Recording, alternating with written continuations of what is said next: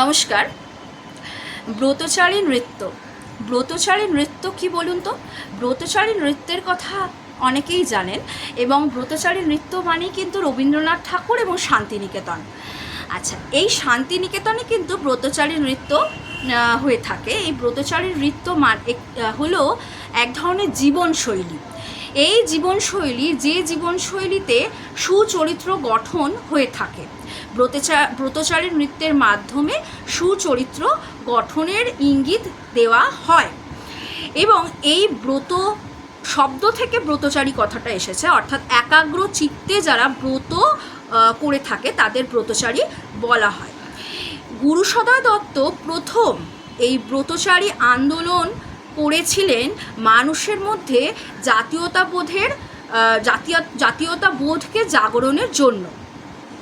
ছিল সালটা 1932 সাল।